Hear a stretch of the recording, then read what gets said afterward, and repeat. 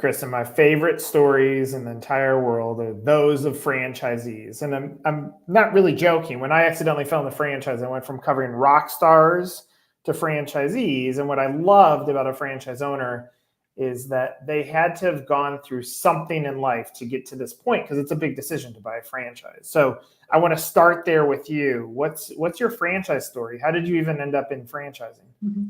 Yeah, it was a surprise to me as well, that this is where I am, and I'm loving it, but not expected. So we are a bit different than most of the other Sola franchisees, at least, in that we have acquired 26 of our 27 locations.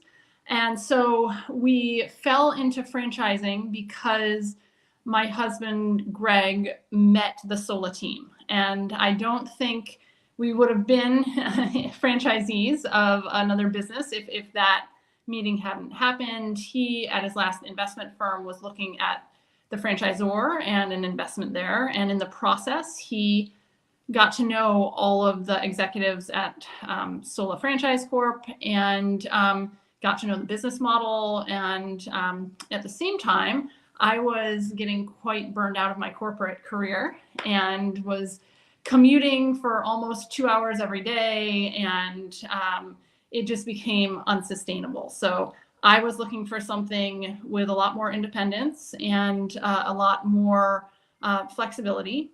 And Greg, my husband, made the connection, and we started looking for acquisitions in the market. So what year did you buy your first one? Well, it was September of 2020, which was, as we all remember, not an amazing time to be buying businesses. It was a little bit of a scary time to be buying a business, but we actually started looking in our first meeting was in May of 2020, and got the deal done during that time period, and took over in September. How many states do you guys have with the 27? We are in 5 states right now. So we're mostly in the Midwest, around, nothing in Illinois, but around Illinois, and then also in Tucson, Arizona. And that was our first market, Tucson. So, I mean, to build a portfolio from 1 to 27 over a 4-year period is quite incredible. Along the way, I mean, and part of it is to be mindset, because especially when you're just acquiring up more units. Did you guys have the mindset of scale going into this? Like, are you looking at an end goal that's different than someone that's going into it looking at one? I do think that was the reason that we chose to buy versus build. We knew that if the building path would take a lot longer to get to a scale that we were interested in, that we were excited about. So that was the decision to look to buy. We do want to build more as well, but kind of like building around the markets where we've bought. And yeah, that was a mindset that we had gone into it with, was let's find franchisees who are ready to exit the business. We were doing it at a time where there hadn't been a lot of deals within the system yet. So it was, an educational process for us and for them. So you said 26 out of 27 you acquired, which means one you built. What was that like? That was a lot harder for me, but partly because it was in Arizona and during the pandemic. And so I think just more challenging to travel, more challenging to get the supplies that we needed, and all of that. I love the process, and I love that location now that we're on the other side. It's beautiful, and it is, I feel a lot of ownership and pride in that location because I did build it from the ground up. That's awesome. So, I mean, obviously in 5 different states, you build one in Arizona, you're in Illinois. how have you built infrastructure to manage culturally all these different units, and how do you keep your mindset comfortable with the fact that your hands aren't going to be able to touch your businesses on a daily basis? Yeah, I think that's the toughest part, but also where I think we've been lucky through our acquisitions to really buy from owners who cared about their businesses and cared about all of the stylists and the community that they were building. So that's, part of our process when we are looking to acquire. In about half of these cases, we've kept on the existing team, which has been great from a transition perspective. So the stylists don't feel too much change, particularly because they're working with the same manager who's covered them since they started. And they know that the manager cares about them. And I think by, that transitions to us as new owners.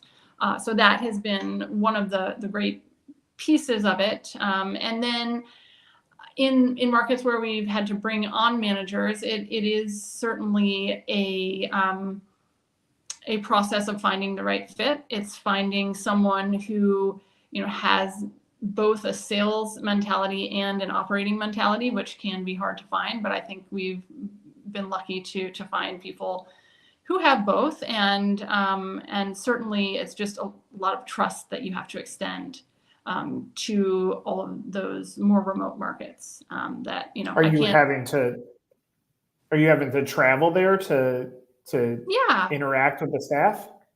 yeah, I do. I try to get around to all of the locations as much as I can. That's certainly not easy, and I probably go to locations more that need more support or more FaceTime.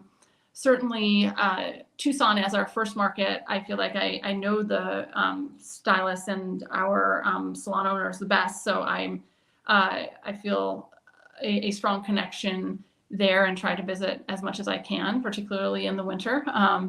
And the other locations where the manager has had such a strong presence, it's a little bit easier to give them a lot of ownership over the market. So where does the dream go from here? I mean, to go from 1 to 27 and the speed that you did, I would imagine it's not stopping. No, we are not planning to stop. We are taking a small pause so that we can get the infrastructure in place that we need. So I mentioned we have managers in all of the different states, but what we didn't have was like any sort of like centralized corporate infrastructure. And so I've focused on hiring there. So I've hired an operations manager who sits across all locations, a controller, and now marketing, so that we can really kind of streamline a lot of the processes that happen on the backside. And then, once we feel like the team is operating efficiently and we have more time to focus on finding the next market or finding the next new build. So this is going to be a loaded question. Answer it however you want.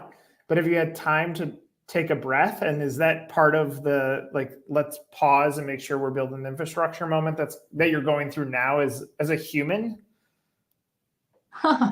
Yes. I mean, I do think that franchising and one of the reasons that I was attracted to it's a lot of independence. I have found a good amount of flexibility as well. So I work hard and I do this very full time, but I also have found that there is flexibility to make time for the kids, be there when I need to be there, and then, work on my own schedule. Of course, at the same time, it's always like, an emergency can happen at any moment. And I'm always ready for that. But the trade-off of being able to really schedule and manage my time a little bit more has been well worth it. Yeah, I mean, the reality is you're riding a rocket ship and you're building it at the same time, but it seems like you're going into it with the right mindset of knowing it is, there's a lot of fast growth here, but I have to make sure to give myself time here to make sure that I don't burn myself out in this process. And I think that, like, for franchisees that come in with a scale mindset, that's so essential, because sometimes they could just run themselves into the ground, and that could ultimately impact the business super negatively. And it seems like you're pausing enough to say, like, let's continue to perfect things so that we can continue to scale. Yeah, that's the plan. So let's end on this. If there's a franchise buyer that's thinking about getting into Sola, what would you tell them? Would you tell them this is a great opportunity? Would you tell them to go buy existing locations? Would you tell them to go in new? What advice would you give them?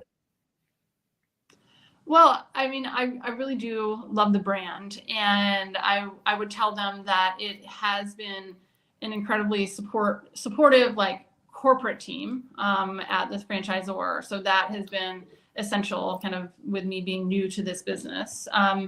And then also, I've really found a lot of community with the other franchisees, and I think that it's a really smart group of people, but also a very collaborative group. So, you might think that there would be competition or, any sort of, I don't know, stepping on toes, but this has been incredibly collaborative.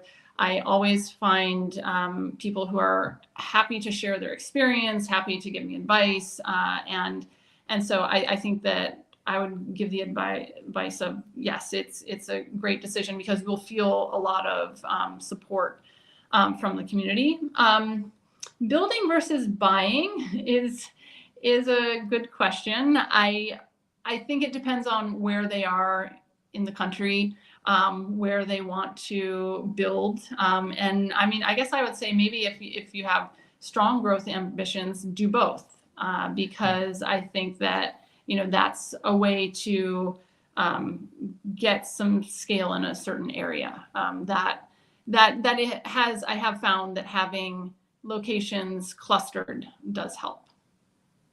Well, cool story. I mean, just you and your husband's mindset of growth. It's rare in franchising. There are definitely franchisees that say we're going to build a multi-unit portfolio, a little bit less emotional about it, and more so like, here's the infrastructure that we put in place.